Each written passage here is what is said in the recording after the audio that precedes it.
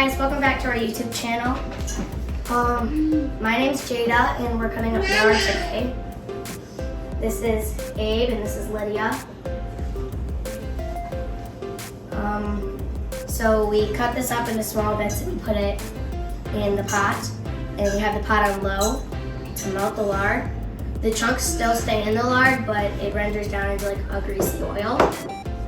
And then we render it and we strain out all these chunks and put them in jars. Abe is cutting up pork skins, and me and Lydia are cutting up fat. Abe, you want to reach out and show them what pork skins are?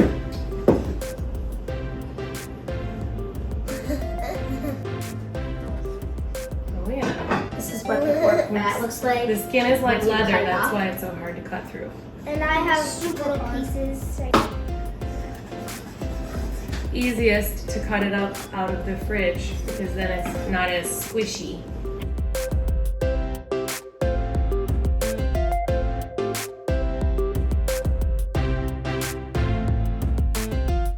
It's a slow process. They're getting very good knife skills. How old are you guys? I'm 11. I'm 9. I'm 8. Did you do chores this morning? Yes. We got up at 6. And what time did you start cutting up the lard? 7. 7:30. And it's not even 8 a.m. yet. And we're rocking and rolling.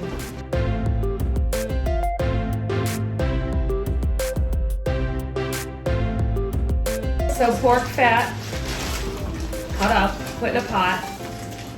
To render makes lard. And what you strain out of the lard after all of it cooks, probably at a simmer for at least 4 hours, 5 hours. Takes quite a while. I don't really time it. I don't time it. I just keep it on low and strain it once all of the, 4 to 5 hours. 4 to 5 hours. But you keep stirring it consistently and it gets very liquidy. Very liquidy.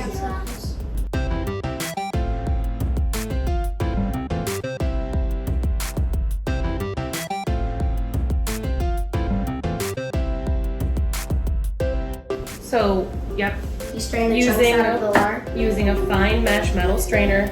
and then you pour the liquid into jars and let it sit, and it turns into a buttery-like mix Kind of. that you can cook with it.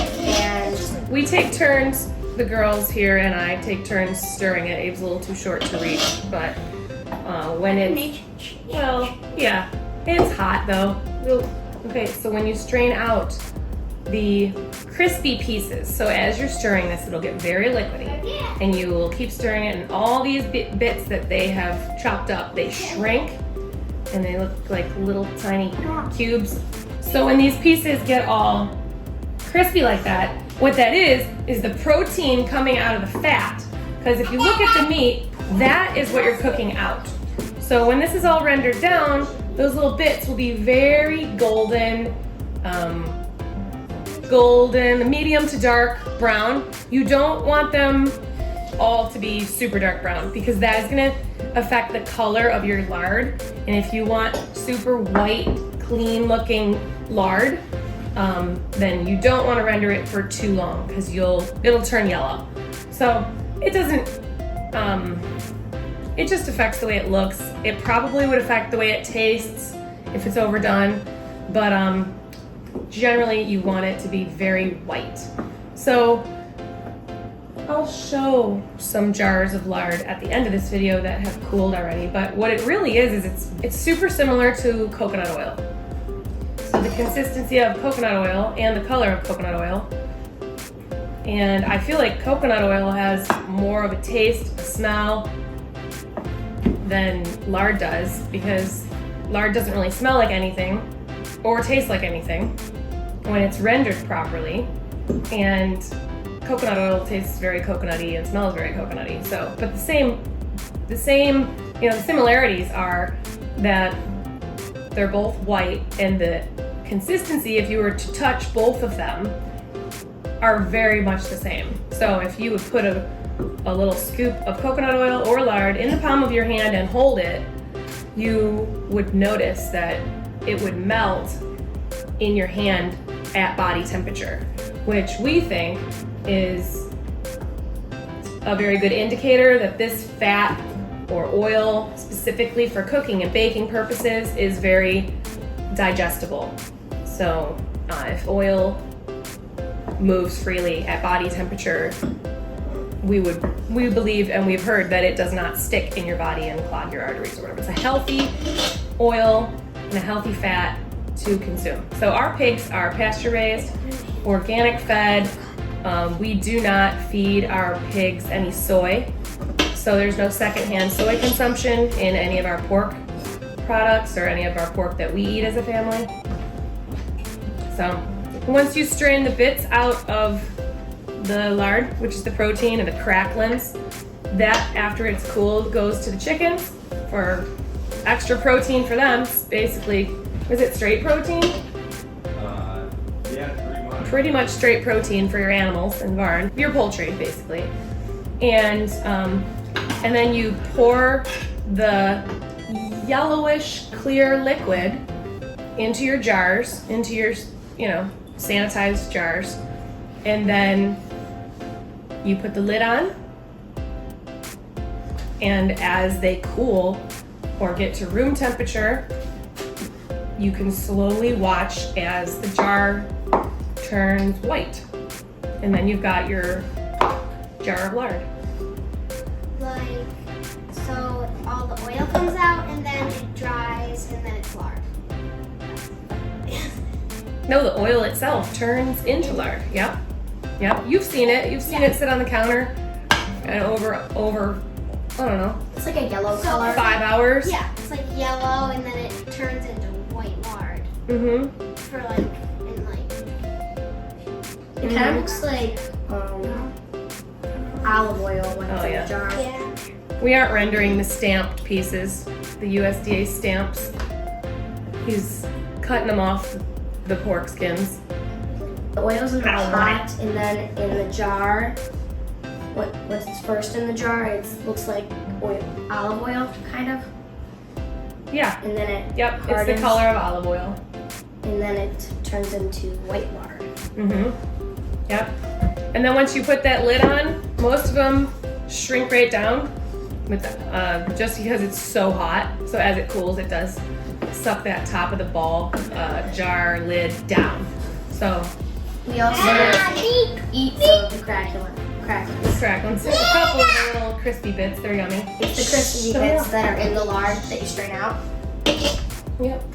They're pretty good. Yep. Salted. You just salt them and eat them because they're already cooked. Yeah. You can only eat a couple. They're extremely filling. Are you?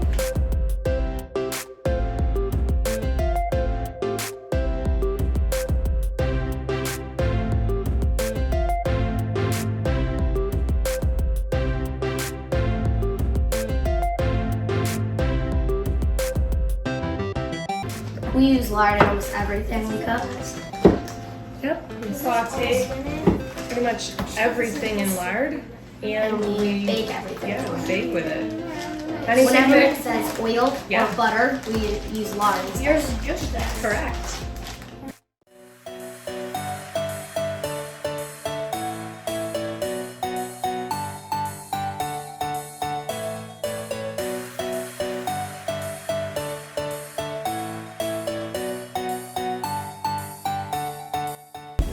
So here's a little bit later.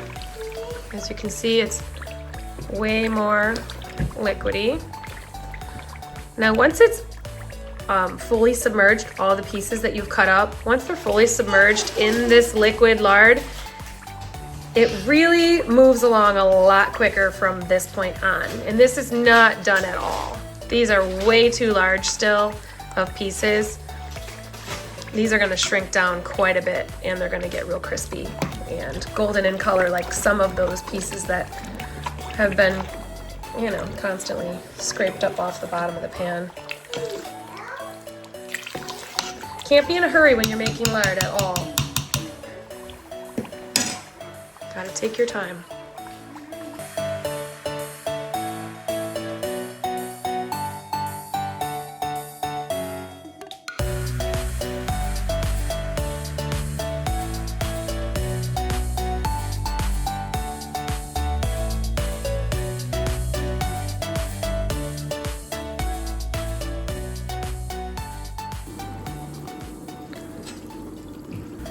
So this is about as much as I'm gonna render this. It's gotten nice and golden.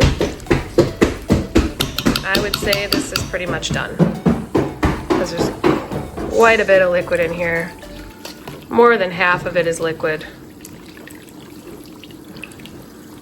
Probably 3/4 is liquid. It's pretty liquidy. So that's it.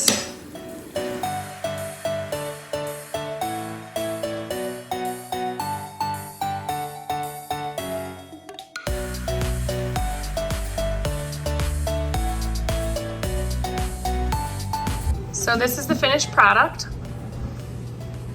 And as you can see, it is not liquid anymore. So there it is. And you will see some settlement.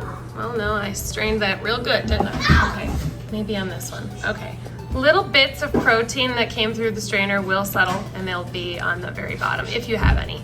So it's not a big deal. It doesn't give it any, it doesn't make it have anything wrong with it. It's just a little bit of protein on the bottom there. So good luck rendering your lard. Thanks for watching.